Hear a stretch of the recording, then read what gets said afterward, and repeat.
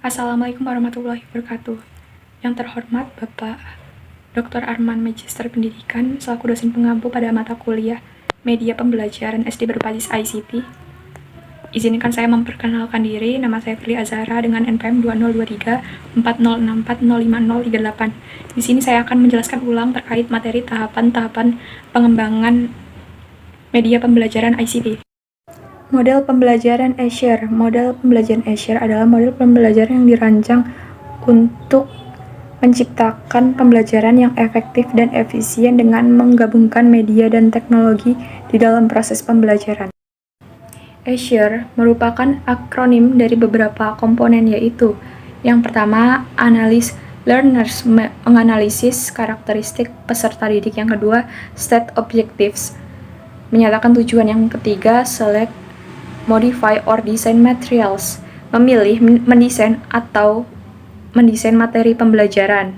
Kemudian yang keempat, utilize learner response, memanfaatkan respon peserta didik. Lalu kemudian yang kelima, require learners participation, keterlibatan peserta didik. Kemudian yang terakhir, evaluate and revise, evaluasi dan revisi.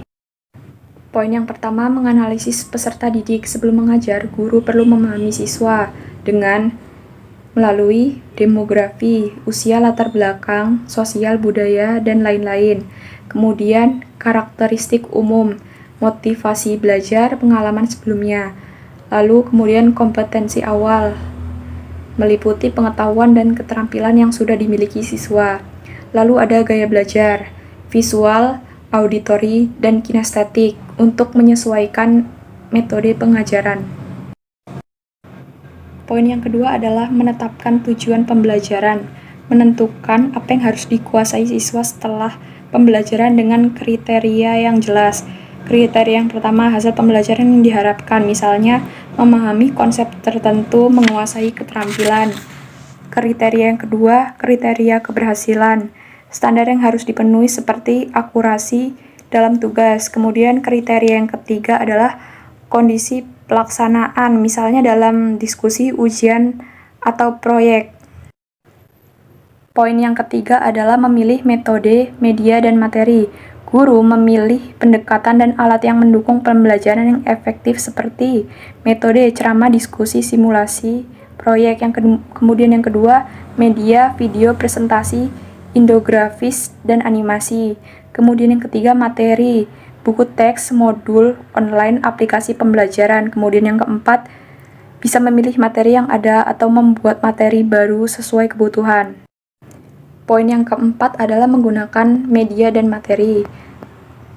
Pratinjau materi, memastikan kesesuaian dengan tujuan pembelajaran. Kemudian yang kedua, mempersiapkan lingkungan belajar, kelas fisik atau virtual. Yang ketiga, menyampaikan materi dengan strategi yang melibatkan siswa.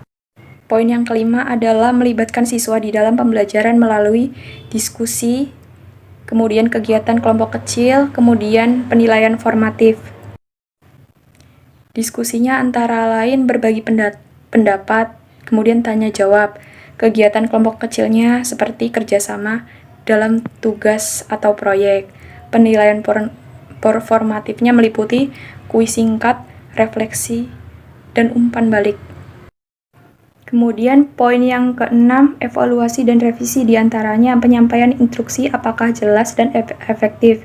Kemudian yang kedua, media dan materi apakah sesuai dan menarik. Kemudian yang ketiga, hasil belajar siswa apakah tujuannya sudah tercapai. Kemudian jika ada kekurangan, guru melakukan revisi untuk meningkatkan kualitas pembelajaran untuk kedepannya. Jadi kesimpulan dari model pembelajaran Azure adalah memastikan bahwa pembelajaran lebih terstruktur, berbasis teknologi, dan sesuai dengan kebutuhan siswa. Mungkin itu saja yang dapat saya sampaikan, kurang lebihnya mohon maaf. Kepada Allah saya mohon ampun. Saya akhiri. Nun wal qalami wa ma yasturun. Wassalamualaikum warahmatullahi wabarakatuh.